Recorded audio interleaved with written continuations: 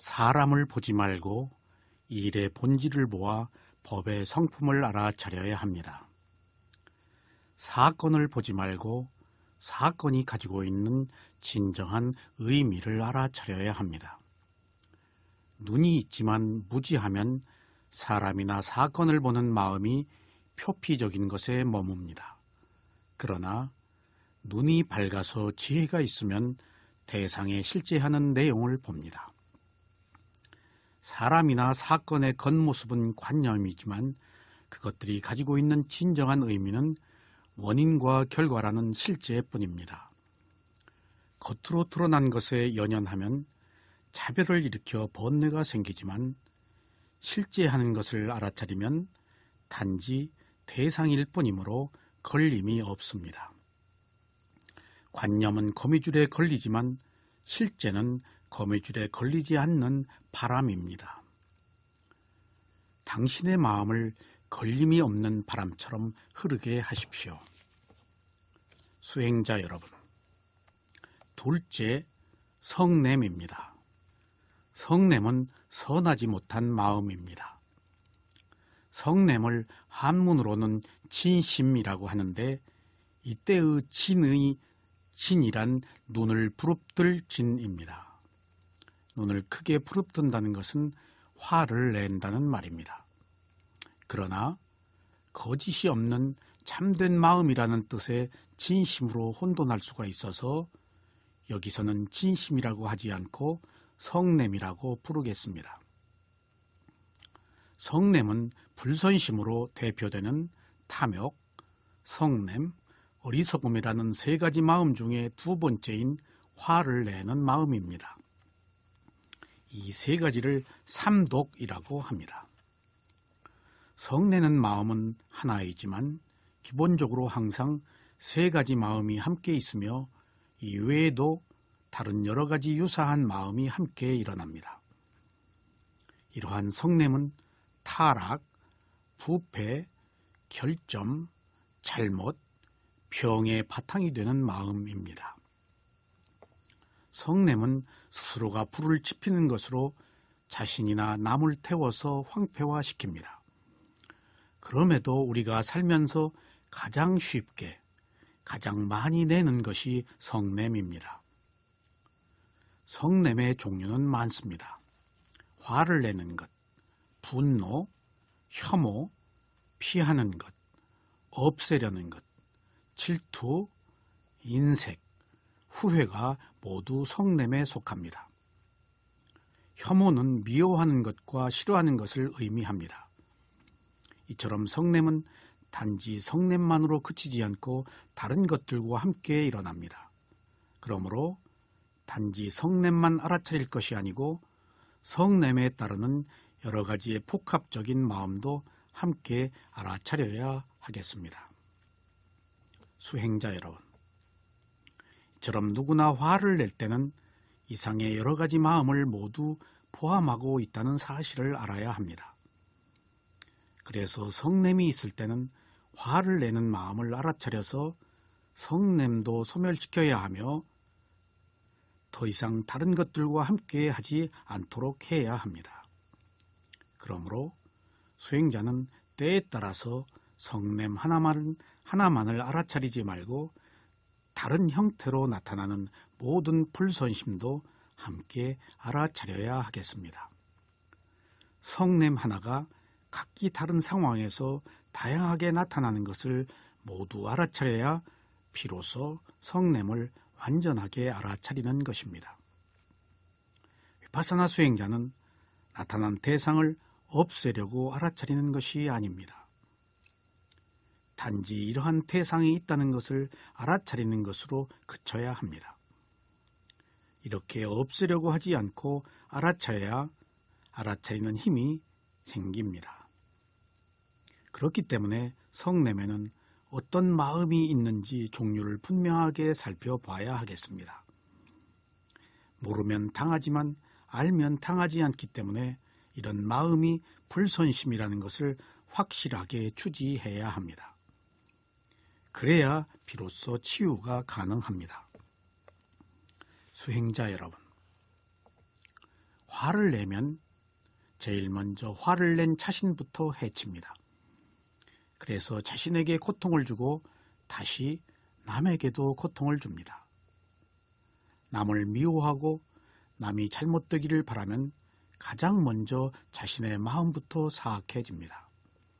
그리고 화를 내는 마음은 더욱 화를 부추겨서 자신도 제어할 수 없게 되어 결국에는 파국을 맞이합니다.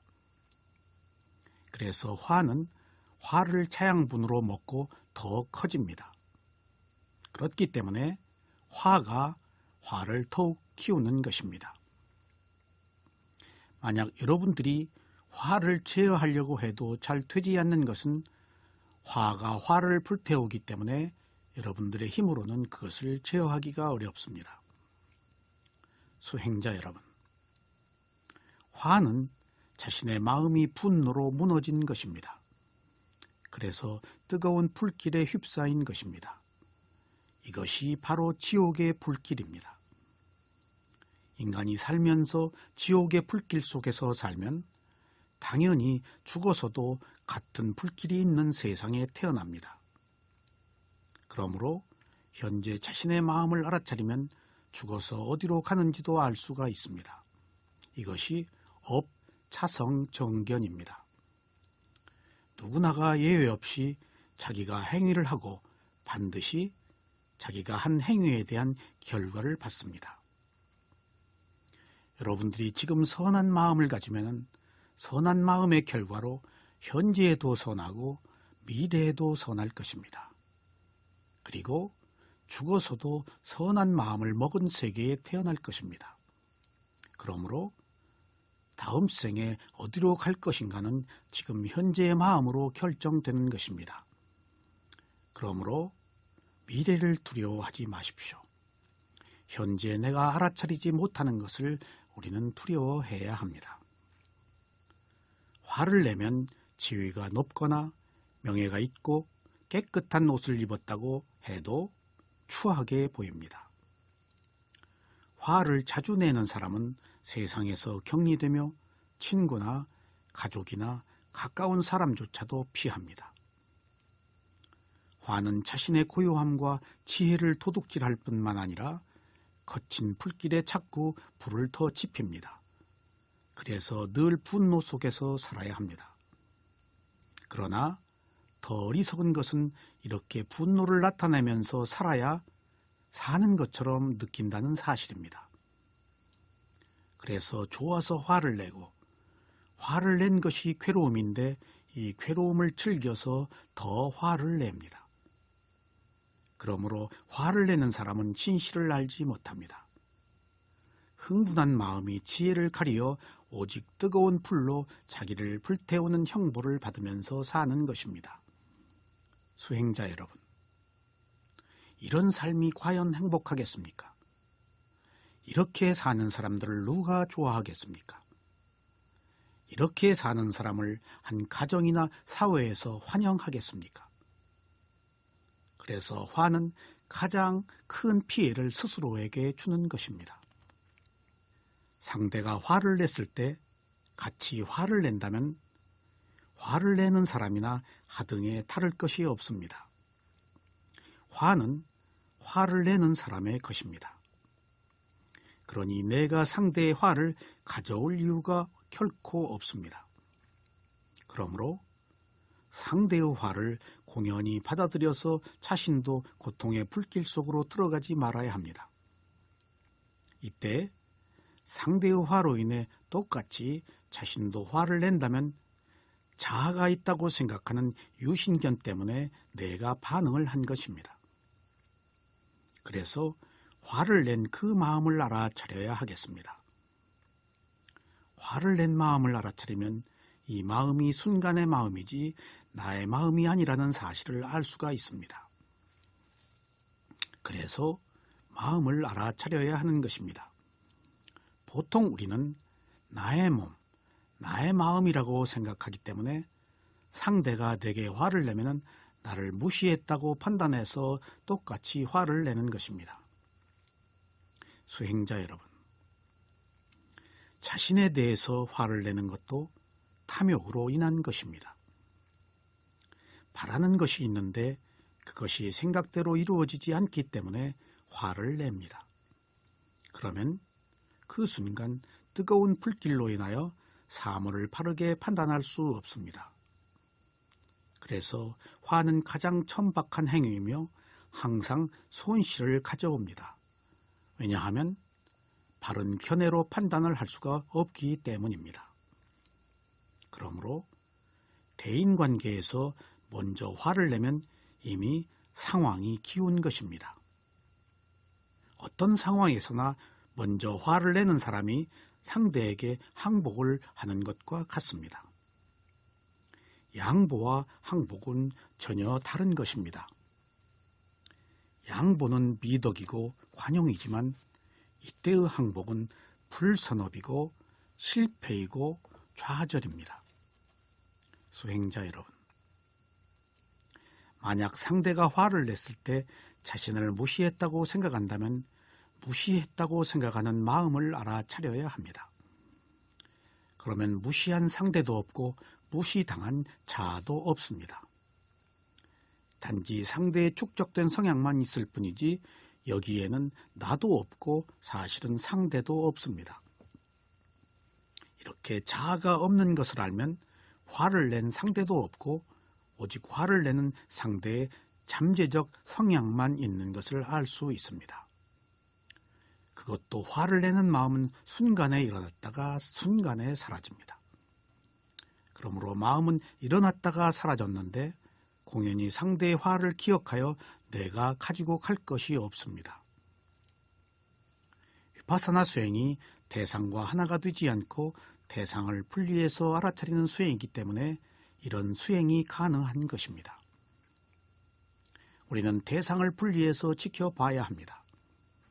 상대가 낸 화는 상대의 것으로 두어야 합니다.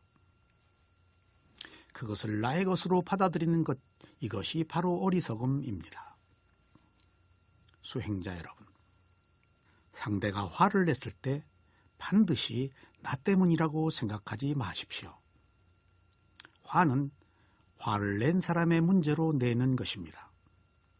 설령 나 때문에 화를 냈다고 해도 근본 원인은 화를 낸 사람의 선하지 못한 마음에 있는 것입니다.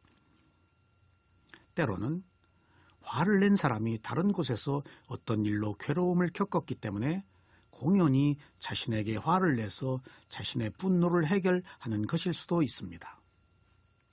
그래서 종로에서 뺨 맞고 한가에서 눈을 흘기는 격이 될 수도 있는 것입니다. 그래서 상당 부분의 화는 오해로 인한 것이라고 우리가 알아야 되겠습니다. 그러므로 상대가 화를 낼 때 내가 그 상대의 화에 걸린다면 자신의 무지 때문이며 만약 걸리지 않는다면 자신이 지혜가 있기 때문인 것입니다. 결국 화를 당하건 당하지 않건 자신의 문제는 자신이 결정하는 것입니다. 이것이 바로 위파사나 수행입니다. 상대가 내게 화를 내는 말을 하거나 행동을 했을 때는 상대를 사람으로 보지 말아야 합니다. 상대를 사람으로 보면 반사적으로 화로 대응하지 않을 수 없습니다. 그래서 사람 대 사람으로 보아서는 안 됩니다. 이때 먼저 자신의 마음을 알아차려야 합니다. 그리고 나서 상대의 마음을 함께 알아차려야 합니다. 화를 낸 상대를 사람으로 보면 미워하지 않을 수가 없습니다. 어떻게 내게 화를 낸 사람을 미워하지 않을 수가 있겠습니까? 그러나 자신의 마음을 알아차리거나 상대의 마음을 알아차리면 미워할 사람이 없이 단지 알아차릴 마음이라는 현상만 있습니다. 수행자 여러분, 이 사회가 움직이는 것은 사람들과 여러 가지의 제도나 기계에 의해서 움직입니다. 그러나 사실은 이것들을 움직이는 사람의 마음이 있어서 이것들이 움직이는 것입니다. 이때 사람이나 제도를 보는 것은 관념을 보는 것이고 사람의 마음을 보는 것은 실제를 보는 것입니다. 사람이나 제도를 보면 화를 내게 되지만 이것을 운영하는 사람의 마음을 보면 미워할 대상의 구심점이 약해집니다. 관념은 세속의 관점이라서 번뇌에 걸리지만 실제는 출세간의 관점이라서 번뇌에 걸릴 것이 없이 오직 진실만을 봅니다. 예를 들어 길에는 많은 차들이 운행됩니다. 이때 차들이 움직이는 것이 아니고 사람의 마음이 움직이는 것입니다. 질서를 지키는 차량은 질서를 지키는 마음이 운전을 하는 것이고, 질서를 어기는 차량은 질서를 어기는 마음이 운전을 하는 것입니다. 그래서 차가 가는 것이 아니고 사람의 마음이 가는 것입니다. 이렇게 운행하는 차량 중에 난폭한 운전을 해서 타인에게 위험을 초래하는 경우가 있습니다. 그러면 그 사람에 대해 즉시 화를 내게 됩니다. 왜냐하면 그 사람이 운전을 잘못했기 때문입니다. 이것은 누구나 경험할 수 있는 일입니다. 그러나 이때 운전을 잘못한 그 사람을 대상으로 볼 것이 아니고 운전을 한 그 사람의 마음을 보면 한결 미움이 누그러집니다. 왜냐하면 사람이라는 구체적 형태가 아니고 대상이 마음이기 때문에 미워할 실체가 없어지는 것입니다. 그렇습니다. 그래서 우리가 세상을 살면서 모양을 보면 관념에 걸리고 그 실제를 보면 구체적 형태가 사라지기 때문에 미워할 대상이 사라지는 것입니다.